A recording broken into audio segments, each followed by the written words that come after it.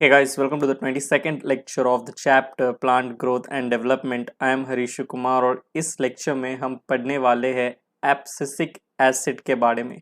तो चलो ये लेक्चर शुरू करते हैं। देखिए, एब्सिसिक एसिड एक तरह का ग्रोथ इनिबिटर है। It is completely a growth inhibitor. जैसे हम लोग इथाइलिन पढ़ रहे थे तो हमने कहा था कि इथाइलिन जो है वो प्लांट्स में ग्रोथ को प्रमोट भी करता है और इनिबिट भी करता है। मोस्टली इथाइलिन प्लांट में ग्रोथ को इनिबिट कर रहा था, तो हम इथाइलिन को एक ग्रोथ इनिबिटर कह रहे थे। लेकिन एब्सिसिक एसिड जो है ये एक कंप्लीट प्लांट ग्रोथ इनिबिटर है। इसे हम शॉर्ट में ABA के नाम से जानते हैं। ठीक है। As mentioned earlier, abscisic acid was discovered for its role in regulating abscission and dormancy। देखो, एक तरह का प्लांट ग्रोथ इनिबिटर है, तो प्लांट में क्या करेगा, ग्रोथ को इनिबिट करेगा। ठीक है, एब्सिशन कराएगा। जो ओल्ड या सेनेसेंट लीफ, फ्लावर या फ्रूट है उनमें एब्सिशन कराता है। एब्सिशन मतलब क्या, टूट कर गिरना। तो प्लांट से जो लीफ गिर रहा है या फ्रूट गिर रहा है या फ्लावर गिर रहा है टूट कर, उसका और ग्रोथ नहीं हो रहा लीफ का, ठीक है, ग्रोथ इनिबिट कर दे रहा है, लीफ जो वो टूट कर नीचे गिर जा रहा है, तो ये काम किसका है, एब्सिसिक एसिड का। इनफैक्ट सीड में डोरमेंसी को भी डेवलप करता है। देखो, सीड जर्मिनेशन का मतलब क्या होता है, सीड जर्मिनेट करेगा और एक प्लांट में डेवलप होगा। लेकिन अगर वही सीड डोरमेंट हो जाए तो वो सीड जर्मिनेट नहीं कर पाता है। सीड का जो जर्मिनेशन है वो इनिबिट हो जाता है, तो हम कहते हैं सीड डोरमेंट हो गया, तो वही है डोरमेंसी। इस डोरमेंसी को भी कौन प्रमोट करेगा प्लांट में, सीड में इस डोरमेंसी को कौन प्रमोट करेगा, एग्जैक्टली एब्सिसिक एसिड। ठीक है, तो एब्सिसिक एसिड एक तरह का प्लांट ग्रोथ इनिबिटर है।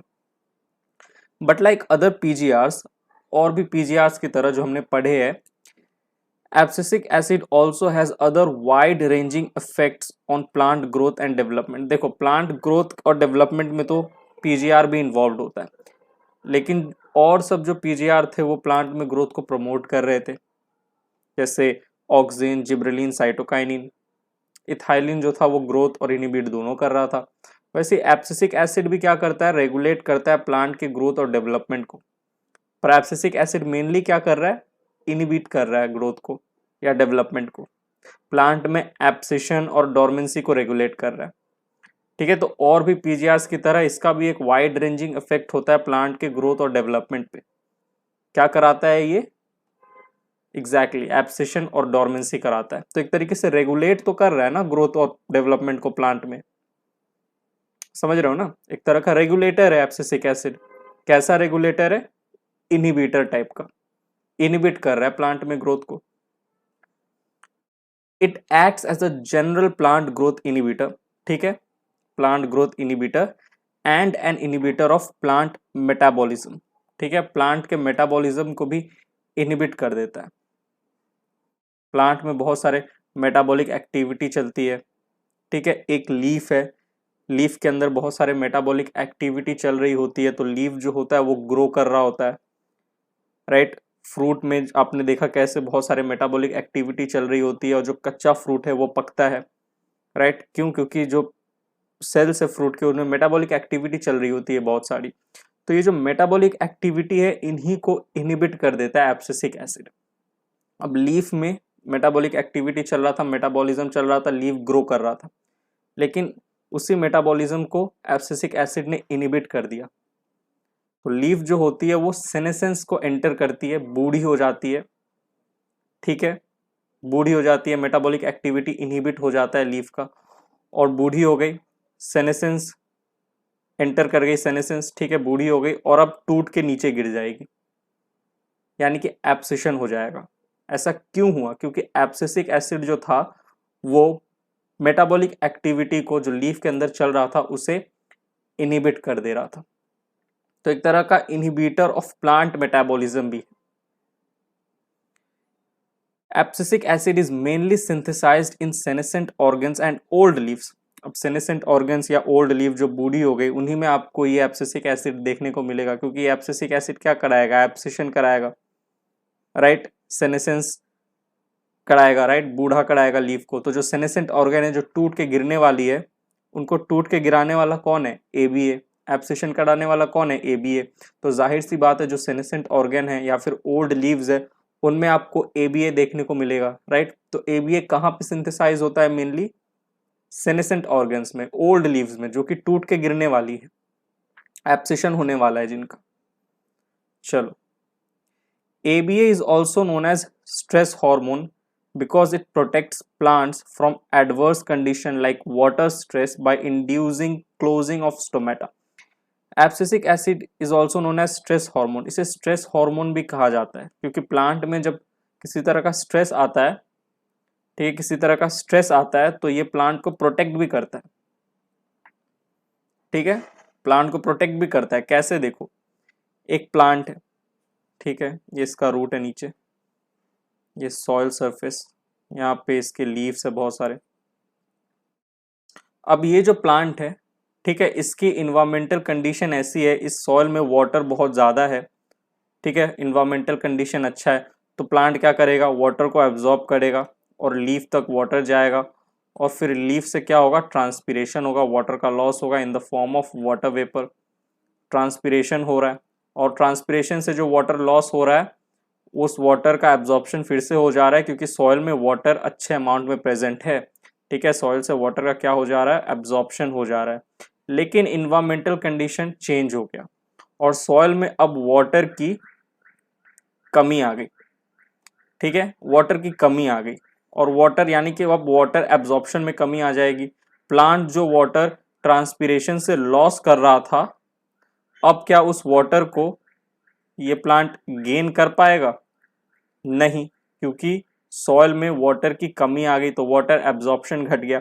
आपको पता है प्लांट में जब ट्रांसपिरेशन होता है और ट्रांसपिरेशन से जो वाटर लॉस होता है उस वाटर की फुलफिलमेंट प्लांट दोबारा सॉइल से वाटर को एब्जॉर्ब करके कर लेता है।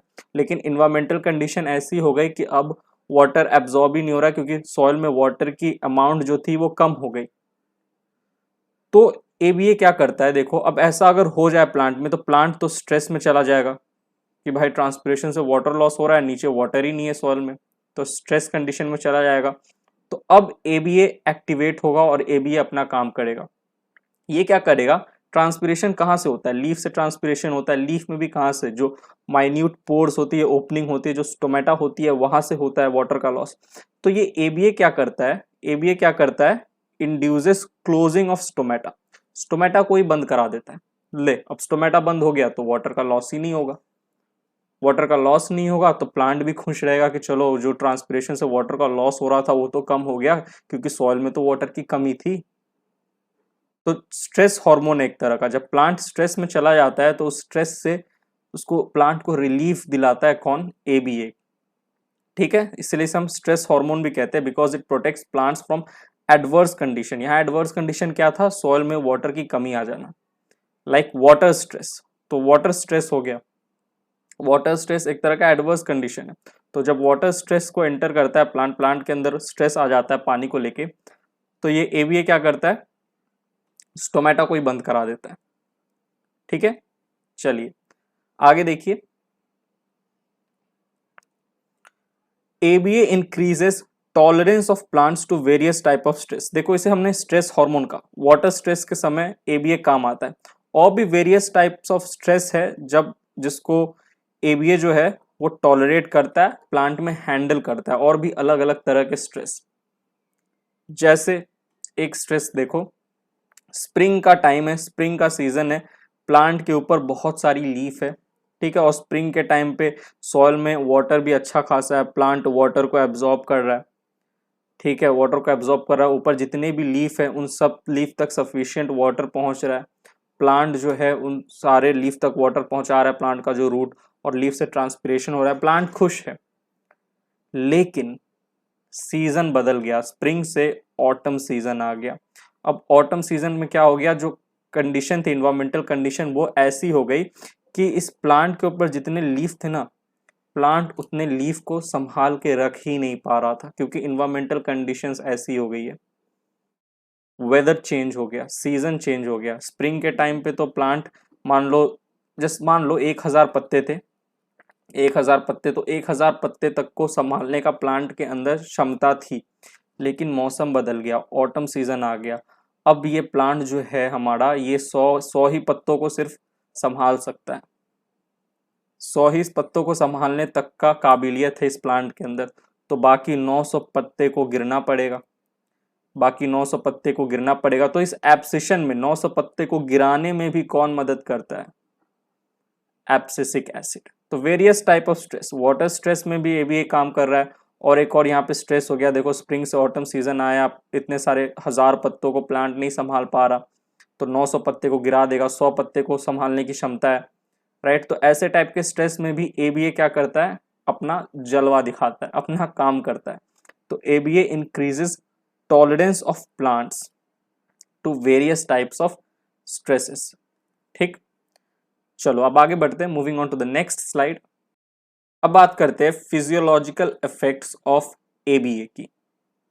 पहला देखो, इंड्यूसेस सेनेसेंस एंड एब्सिशन, ये तो इसका कैरेक्टरिस्टिक फीचर, ठीक है। सेनेसेंस को इंड्यूस करता है, ठीक, जो लीफ है, फ्रूट है, फ्लावर है, उन्हें बूढ़ा करा देता है और फिर गिरा भी देता है, एब्सिशन भी करा देता है। ABA causes senescence and abscission of leaves and fruits by increasing the activity of cellulose, ठीक है, cellulose and pectinase enzyme, cellulase and pectinase enzyme के एक्टिविटी को इंक्रीज करा देता है, जिसके कारण से जो लीफ या फ्रूट होती है वो टूटकर नीचे गिर जाती है। इस चीज को आप ऐसे समझिए, देखिए लीफ के एग्जांपल से मैं आपको समझाता हूँ। ये एक लीफ है, ठीक, ये स्टेम है, स्टेम पे यहाँ नोड है, नोड से एक लीफ निकला, ठीक है। ये जो पार्ट है लीफ का, इसे आप कहते हो क्या? इस पार्ट को आप कहते हो क्या? लैमिना।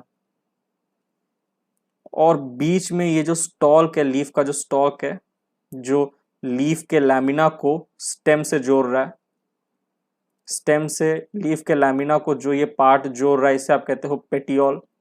और जहां से लीफ जो है ये स्टेम से अटैच्ड है, उसे आप कहते हो लीफ बेस, लीफ का बेस, ठीक है।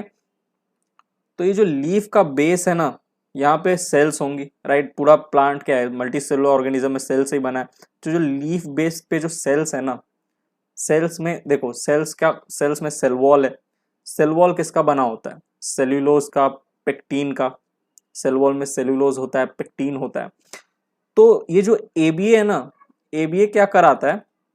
ये जो लीफ बेस के आजू बाजू जो सेल्स है, उनके जो सेल वॉल है ना, वो जो सेल वॉल है, सेल वॉल में जो सेल्यूलोज और पेक्टीन है, उसे क्या करता है? डिसॉल्व कराना शुरू कर देता है, डैमेज कर देता है, डिस्ट्रॉय कर देता है। अब सेल्यूलोज और पेक्टीन जो था, जो सेल वॉल को संभाल के रखा था, ठीक है, उस सेल्यूलोज और पेक्टीन को क्या कर रहा है? एबीए डिस्ट्रॉय कर रहा है। कैसे? Activity increases the activity of cellulase and pectinase enzyme. ये जो सेल्यूलेज और पेक्टिनेज एंजाइम है, उनके एक्टिविटी को बढ़ा देता है। तो जो सेल्यूलेज है वो तो सेल्यूलोज को डिस्ट्रॉय कर देते हैं, और पेक्टिनेज जो है वो पेक्टीन को डिस्ट्रॉय कर देते हैं। तो सेल वॉल जो होता है वो ढीला पड़ गया, ठीक है, ढीला पड़ गया। तो यहाँ के जितने भी सेल्स है, ये इनके जो सेल्स वॉल्स है वो ढीला पड़ जाता है, और लीफ बेस जो है ये कमजोर हो जाता है, और यहाँ से पत्ता टूट के नीचे गिर जाता है। तो एब्सिशन कैसे हो रहा है? पत्ता टूट के कैसे गिर रहा है? जो लीफ बेस में जो सेल वॉल्स थे, यहाँ पे जो सेल्स के सेल वॉल थे जिनमें सेलुलोज और पेक्टीन था, उस सेलुलोज और पेक्टीन को डिस्ट्रॉय करने वाला एंजाइम सेलुलेज और पेक्टिनेज के एक्टिविटी को बढ़ा देता है एबीए। अब ये तो मैंने आपको लीफ में समझाया, इसी को आप फ्रूट से भी समझ लो, ठीक। तो एबीए कॉजेस सेनेसेंस, सेनेसेंस यानी कि ओल्ड, पत्ते को ओल्ड कराने में भी इसका हाथ है, पत्ते को टूट के गिराने में भी एबीए का ही हाथ है। ABA induce bird and seed dormancy, bird और सीड को डोरमेंट करा देता है, इंड्यूस कर देता है। डोरमेंसी का मतलब क्या? दो टर्म है, एक सीड का जर्मिनेशन, एक सीड का डोरमेंट होना। सीड जर्मिनेशन मतलब सीड जो है वो जर्मिनेट करके एक प्लांट में डेवलप होगा। सीड डोरमेंसी का मतलब सीड जो है वो डोरमेंट हो गया, अब आगे वो जर्मिनेट नहीं कर सकता और मैच्योर नहीं हो सकता। तो सीड और बर्ड, जो बर्ड होते हैं, लैटरल बर्ड होते हैं प्लांट में, या फिर जो हमारा सीड होता है, प्लांट का जो सीड होता है, उनमें डोरमेंसी को डेवलप कर देता है। कौन? ABA. ABA increase bud and seed dormancy, यानी inhibit seed germination, seed germination को इनहिबिट कर देता है। डोरमेंसी लाने का मतलब क्या, जर्मिनेशन को रोकना। देखिए ABA plays a major role in seed development, maturation and dormancy. अब आपका मन चकरा जाएगा, आप बोलोगे सर ये क्या पढ़ा रहे हो, अभी अभी आपने कहा कि एबीए जो है वो डोरमेंसी को इंक्रीज करता है, लेकिन आपने यहाँ लिखा है कि ABA also plays a major role in seed development and maturation. ये क्या लिख रहे हो सर? तो आप इस चीज को ना ऐसे समझो, सीड डेवलपमेंट और सीड जर्मिनेशन अलग अलग चीज है। देखो सीड का डेवलपमेंट मतलब क्या, सीड का डेवलप होना, किससे, ओव्यूल से। फ्लावर में क्या है, गाइनोशियम, ओवरी है, ओव्यूल है। ओवरी जो है आगे डेवलप होता है आफ्टर फर्टिलाइजेशन इनटू फ्रूट, और ओवरी के अंदर जो ओव्यूल था वो आगे जाके डेवलप होता है इनटू सीड। तो जो हमारा फ्रूट है उसके अंदर सीड, ठीक। तो इस सीड के डेवलपमेंट में, ओव्यूल से सीड का डेवलपमेंट हुआ, इस सीड के डेवलपमेंट में एबीए का हाथ होता है, ठीक है। तो इस तरीके समझो, सीड का डेवलपमेंट होना और सीड का जर्मिनेशन होना अलग अलग चीज है। अरे भाई सीड डेवलप होगा तभी तो उस सीड को आप फल में से बाहर निकाल के मिट्टी में रखोगे, तब उस सीड का जर्मिनेशन होगा। तो सीड के जर्मिनेशन को तो रोकता है एबीए, डोरमेंसी क्रिएट कर देता है, लेकिन फ्रूट के अंदर जो सीड बन रहा है उस सीड के डेवलपमेंट में हाथ देता है, काम करता है, ठीक है। मैचुरेशन में भी काम करता है कि भाई जब सीड डेवलप हुआ तो सीड के अंदर आपको पता है क्या होता है, एम्ब्रायो होता है, ठीक है। ये एम्ब्रायो के दो पार्ट होते हैं, रेडिकल और प्लूम्यूल, और यही एम्ब्रायो जो आगे जाके एक शूट और रूट का डेवलपमेंट करता है। तो जो सीड डेवलप हुआ है फ्रूट के अंदर उसको मैच्योर भी करेगा, कि जो एम्ब्रायो है, एम्ब्रायो जब तक मैच्योर नहीं होगा, सीड जब तक मैच्योर नहीं होगा तब तक सही से जर्मिनेट ही नहीं करेगा। तो सीड के डेवलपमेंट में भी मदद किया, ठीक है। एक सीड को तो पहले इसने डेवलप भी किया, फिर इस सीड को मैच्योर भी किया, मैच्योरेशन, जो एम्ब्रायो था उसका साइज बढ़ा।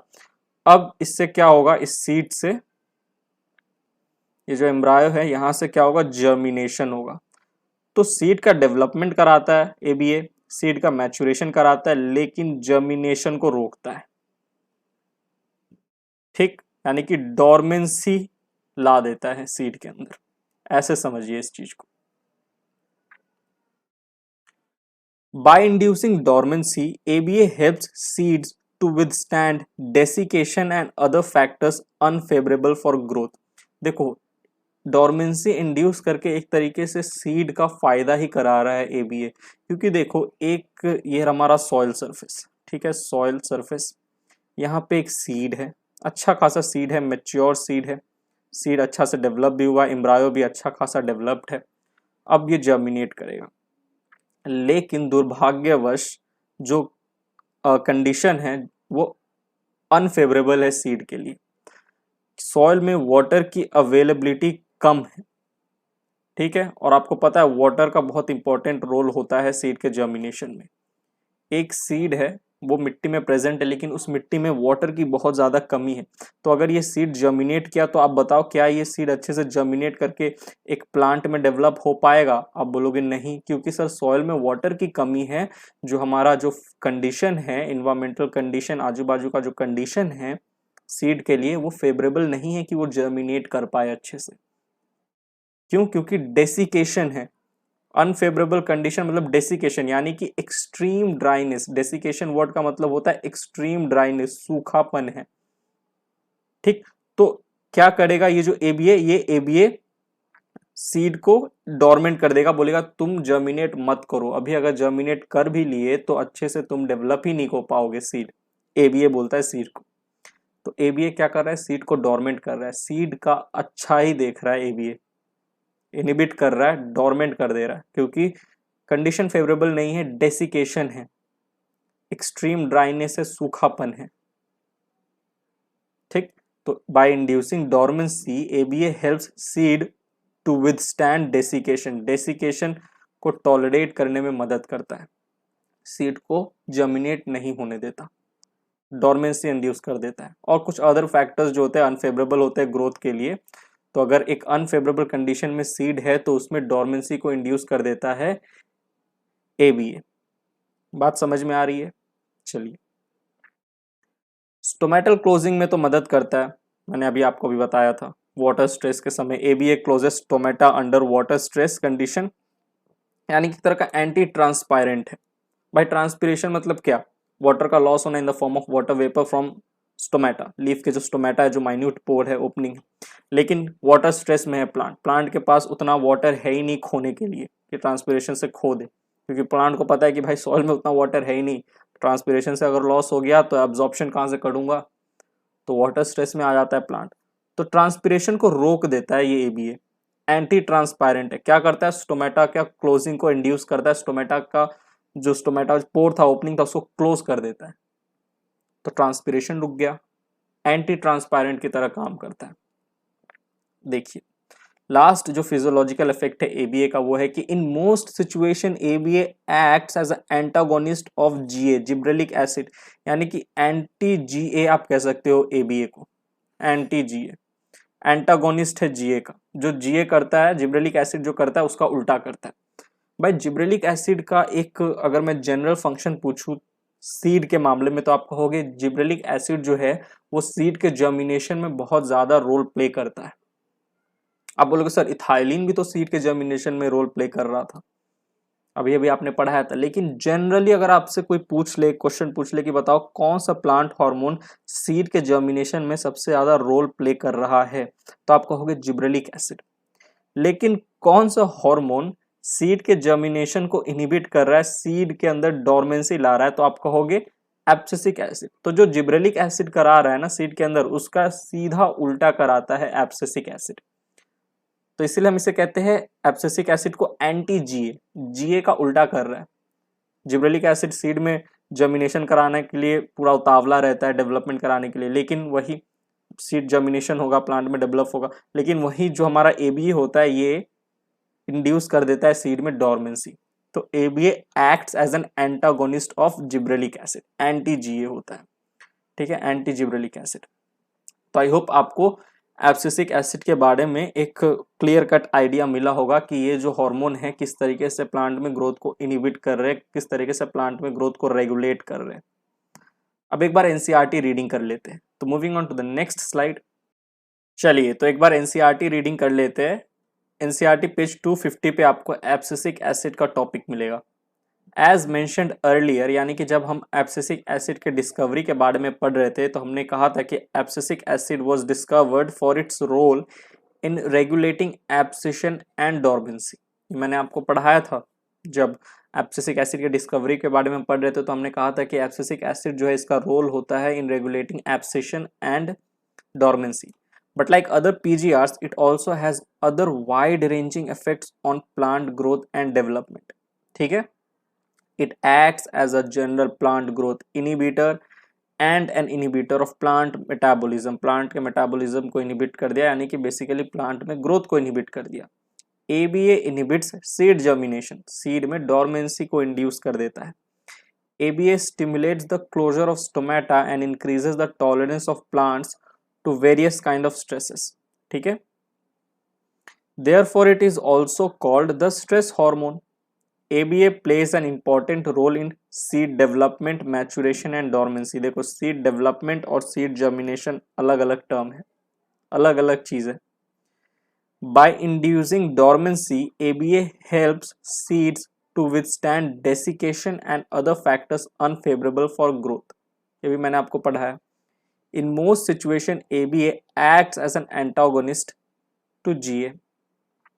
देखिए, we may summarize that for any and every phase of growth, differentiation and development of plants, one or the other PGR has some role to play. अभी तक हमने देखो पांचों PGR के बारे में डिस्कस किया और हमने देखा किस तरीके से एक प्लांट के लाइफ में, जब प्लांट के पूरे लाइफ साइकिल में ग्रोथ के समय, डिफरेंशिएशन के समय, जब प्लांट में डिफरेंशिएशन होता है, सेल्स का ग्रोथ होता है, प्लांट का डेवलपमेंट होता है, तो एक या अलग तरह के बहुत सारे पीजीआर अपना अपना रोल प्ले करते हैं। कोई पीजीआर प्लांट में एपिकल डोमिनेंस को इंड्यूस कर रहा है, कोई प्लांट में स्टेम या इंटरनोड का इलोंगेशन करा रहा है, कोई प्लांट में रैपिड सेल डिवीजन करा रहा है, ठीक है, ग्रोथ में मदद कर रहा है, इनिबिट भी करा रहा है। जैसे आप देख लो हमारा जो अभी एब्सिसिक एसिड क्या करा रहा है, सीड डोरमेंसी करा रहा है। आप देखो हमारा जो ये क्या इथाइलिन था वो फ्रूट के राइपनिंग में मदद कर रहा है। तो ये प्लांट के पूरे ग्रोथ, डिफ्रेंसिएशन और डेवलपमेंट के टाइम पे एक या एक से ज़्यादा पीजीआर जो होते हैं ये बहुत सारे रोल को प्ले करते हैं।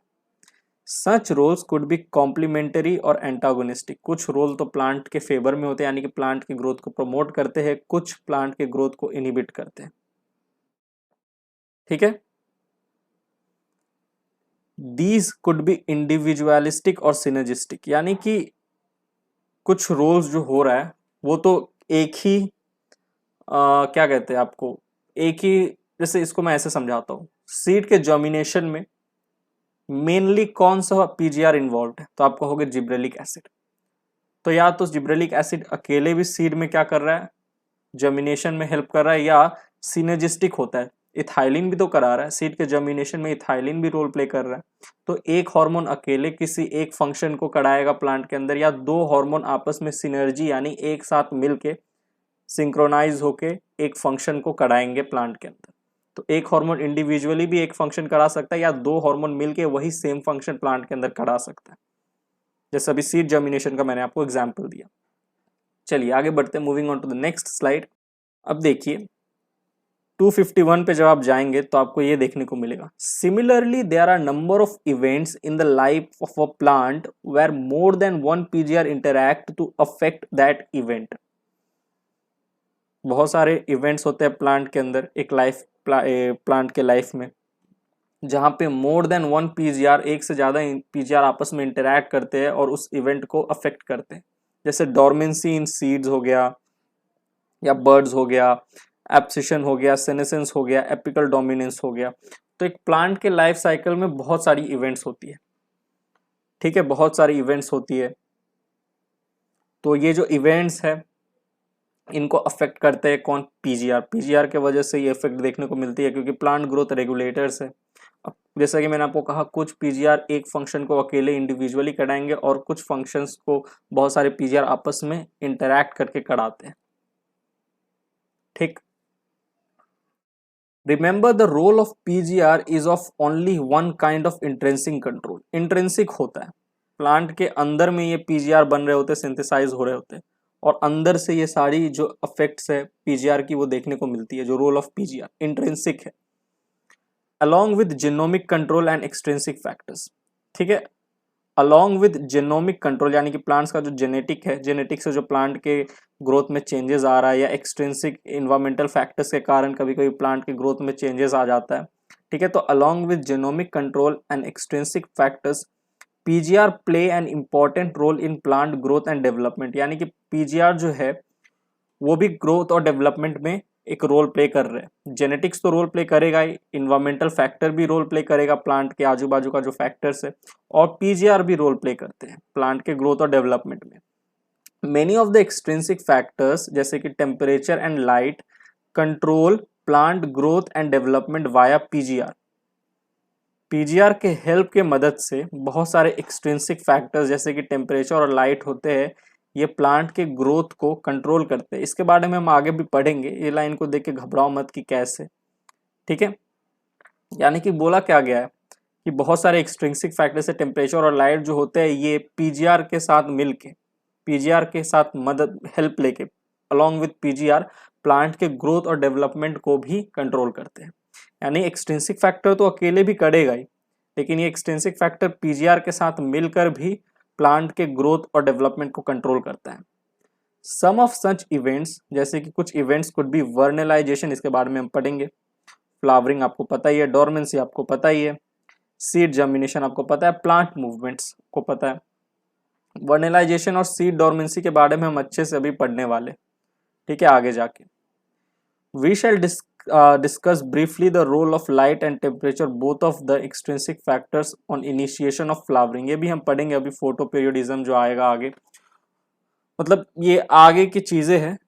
यहां से यहां तक, रुको एक मिनट, यहां से यहां तक जो चीजें है वो हम आगे पढ़ने वाले, लेकिन एनसीईआरटी ने एब्सिसिक एसिड के अंदर में मेंशन कर दिया, इसीलिए एनसीईआरटी को मैं खतरनाक किताब कहता हूँ। बोलता कुछ और कहीं और है और उसके बारे में समझाता कहीं और है। ठीक, तो आई होप आपको ये इसके बारे में घबराओ मत, ये वर्नलाइजेशन क्या है, डोरमेंसी क्या है, ये सब सारी चीज़ें हम आगे भी पढ़ने वाले हैं। ठीक, तो यहीं पे ये जो हमारा लेक्चर है होता है समाप्त। मिलता हूँ मैं आपसे प्लांट ग्रोथ एंड डेवलपमेंट के अगले लेक्चर में। तब तक के लिए bye, thank you, take care.